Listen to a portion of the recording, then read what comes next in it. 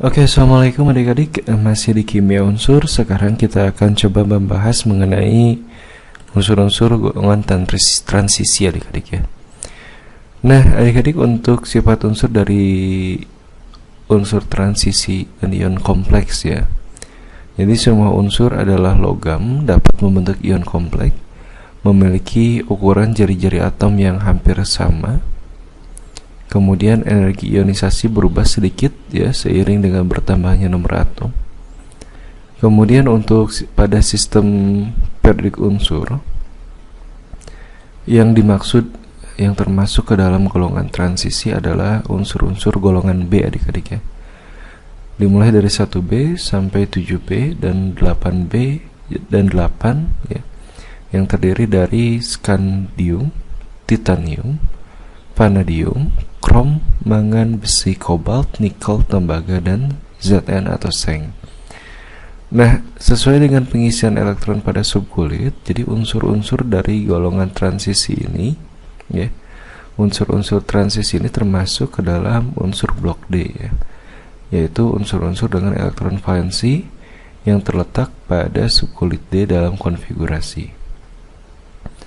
Nah, adik-adik, untuk mengingat atau untuk memudahkan adik-adik mengenai unsur-unsur transisi, nah di sini kakak sudah buatkan jembatan keledainya.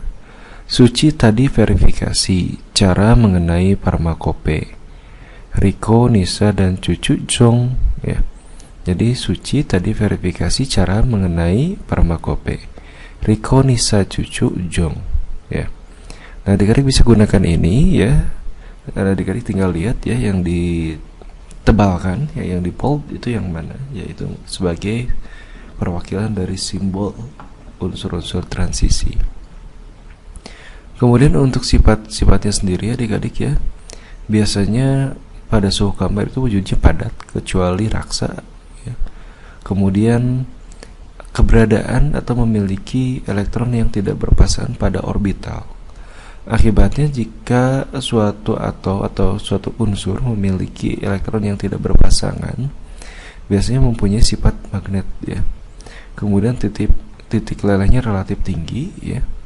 Kemudian senyawanya berwarna, dapat berperan sebagai katalis dan memiliki bilangan oksidasi lebih dari 1. Nah, kecuali bagi logam golongan 2B ZnCdHg tidak memiliki sifat-sifat di atas karena tidak memiliki elektron yang tidak berpasangan.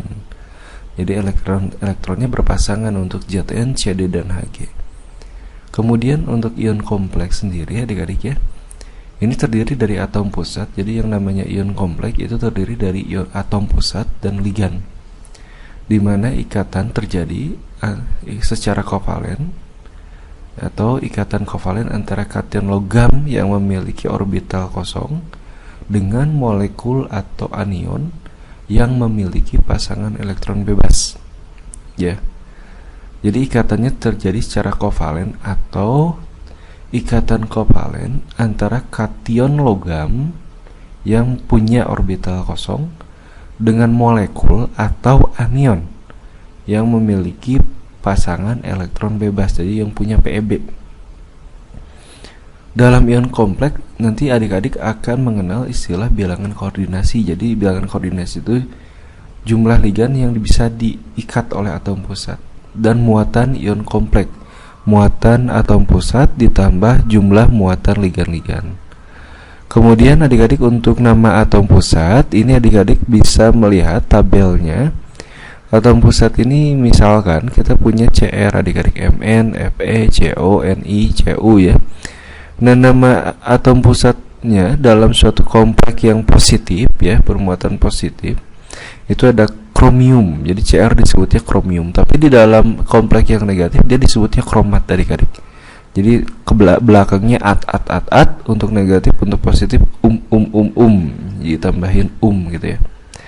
Nah, untuk nama ligan adik-adik, kita lihat jika kita ligannya F ya, nama ligannya fluoro.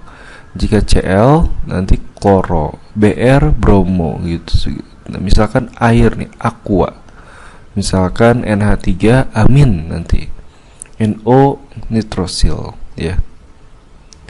Nah, untuk tata namanya sendiri adik-adik, nama ligan ini ditulis terlebih dahulu. Ya, jadi kalau kita ingin memberi nama ya pada suatu senyawa kompleks, nanti nama ligannya ditulis dulu adik-adik, jangan atom pusat. Nah, setelah ligan baru nanti adik-adik tulis atom pusat dan ditulis dalam satu kata ya. Setelah nama logam pusat nanti diikuti oleh muatannya adik-adik. Jadi lihat muatannya berapa, ditulis dalam angka Romawi dalam tanda kurung. Kemudian jumlah ligan dituliskan menggunakan awalan Yunani. Misalkan jika ligannya 1 mono, 2 di, 3 tri, tetra itu untuk 4, penta untuk 5, heksa untuk 6. Begitu. Jika ligannya lebih dari satu jenis, nanti adik-adik tuliskan berdasarkan urutan abjad ABCD ya. Nah, untuk ligan ya, transisi dan ion kompleks adik-adik cukup sampai di sini dulu. Nanti kakak lanjutkan untuk pembahasan berikutnya. See you then. Assalamualaikum warahmatullahi wabarakatuh.